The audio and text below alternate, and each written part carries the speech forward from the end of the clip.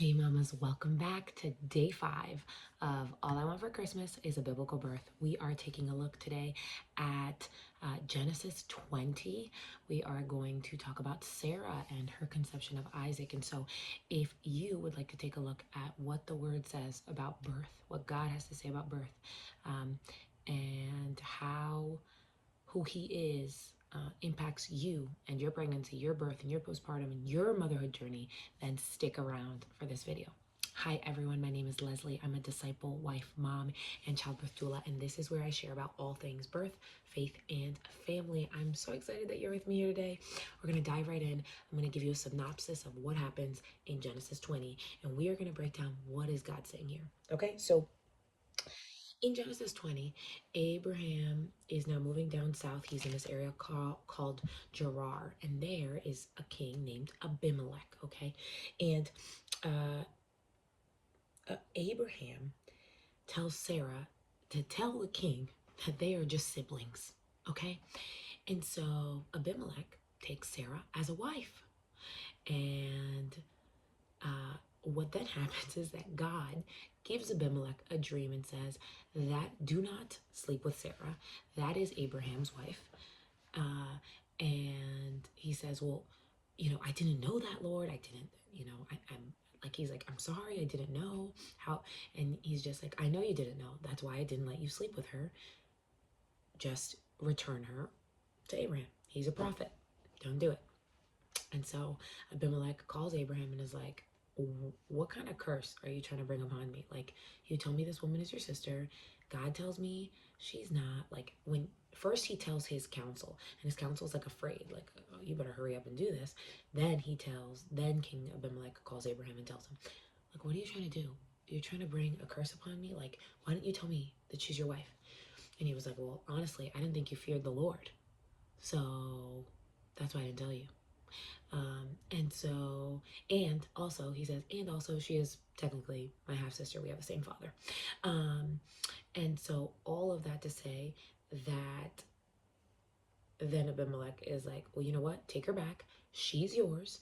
Here is all of this. Here are some servants, some cattle. Just like be on your way. Like take this and go. And Abraham turns around and prays for Abimelech. It says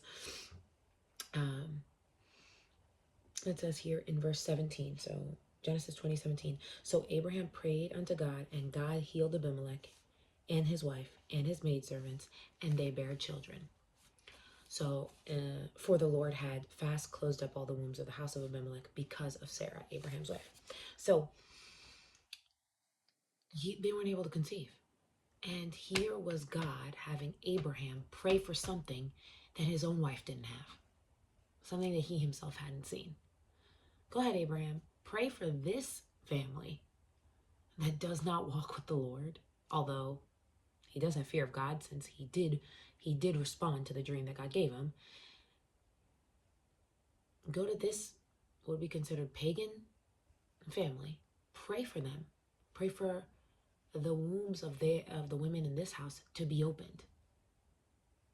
Even though you haven't seen me fulfill that promise in your own family. And guess what? Abraham does it. They are healed. They conceive. And then shortly after that, it says in chapter 21, verse 1 and 2, and the Lord visited Sarah as he had said, and the Lord did unto Sarah as he had spoken. For Sarah conceived and bare Abraham a son in his old age at the set time of which God had spoken to him. Because remember, he had told him within a year she'll be pregnant. And so, I don't know what season that you're in, mama, but if you are struggling with infertility, you're trusting God to conceive, even if you just started and you're like, no, I don't necessarily have or concerns that you haven't, but you just haven't seen the answer to your petition before God. I want to encourage you with this, that Abraham still hadn't seen the promise fulfilled, and he was praying the blessing for somebody else. He was praying it for somebody else. That's powerful. That's faith.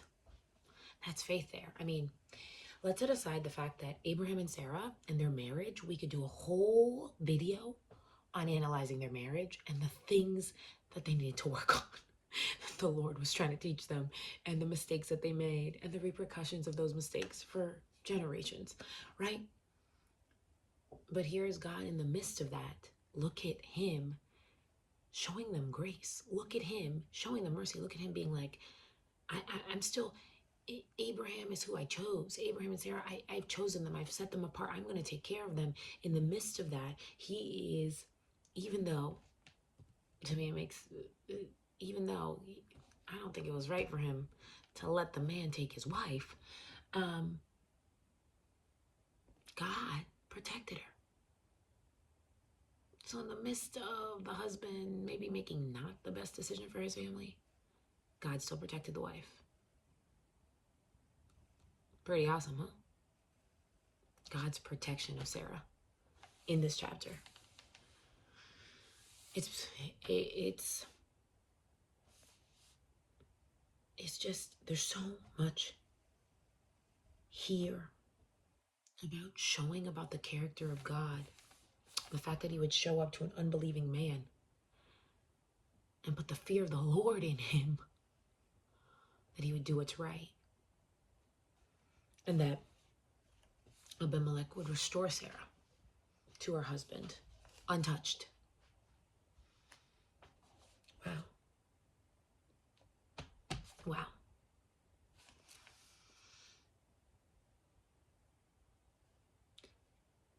God is so great because we have, even in the new covenant, we have such a greatest promise as this, is that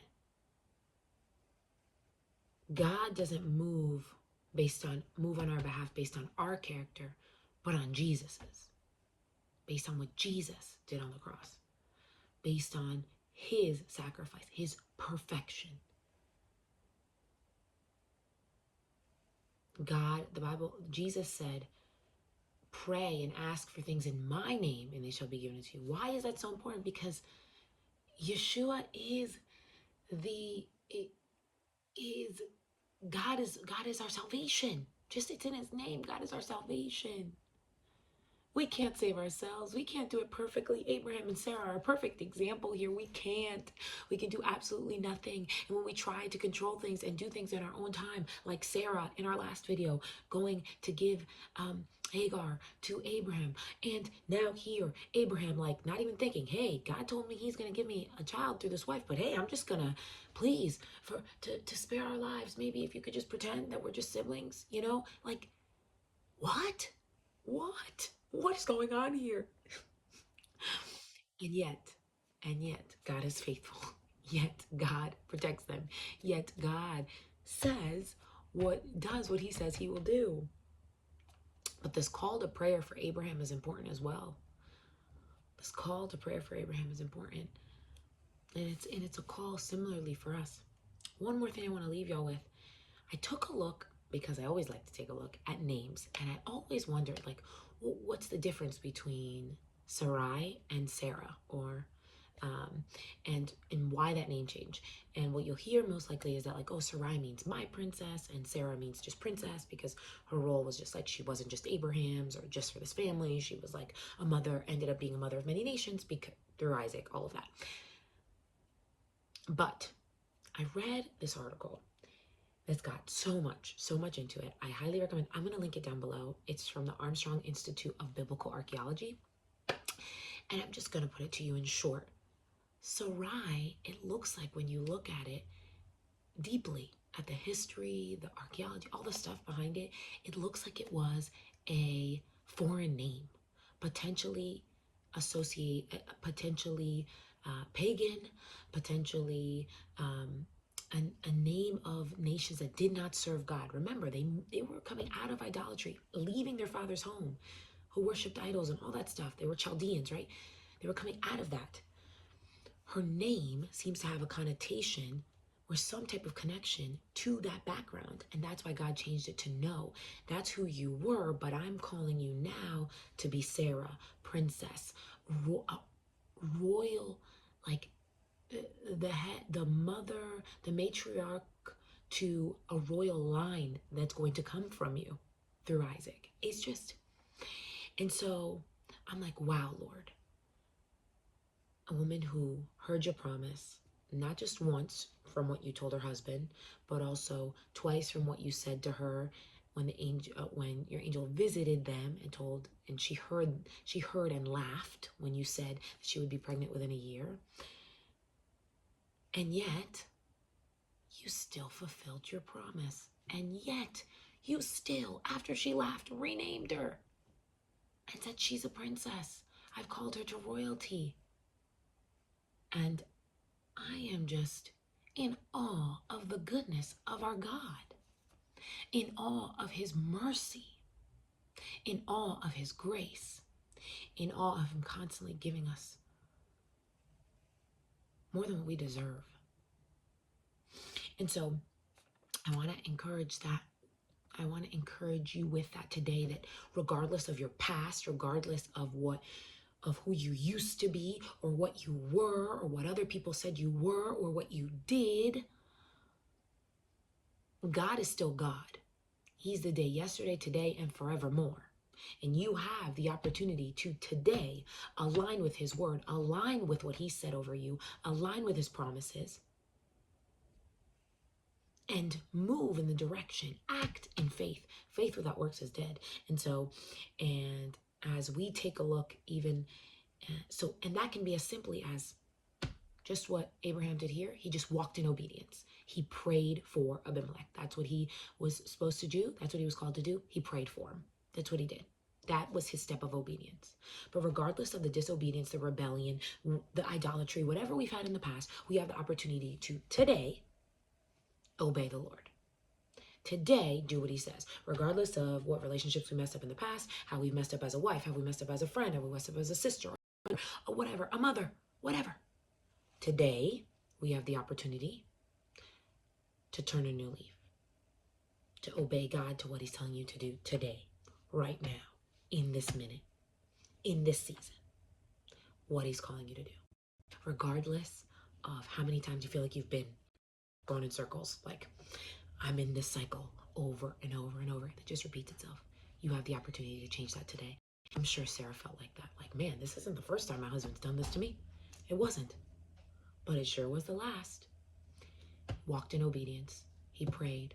God didn't only answer his prayer for somebody else, called him to think beyond just him and pray for somebody else. He walked in obedience. God answered his prayer. God answered his prayer for that family, but also kept his promise to Abraham and Sarah. And with that, I encourage you today that God will keep his promises to you. I encourage you, be faithful, be obedient in the part that's yours. All right, today, be blessed. Remember, you've got this, mama, because God's got you. If you want to share anything down, leave a comment down below, thumbs up, all the things. You know what to do. Share this with anyone who you think it might bless. I'll see you in the next one. God bless you, and thanks for joining me. Bye.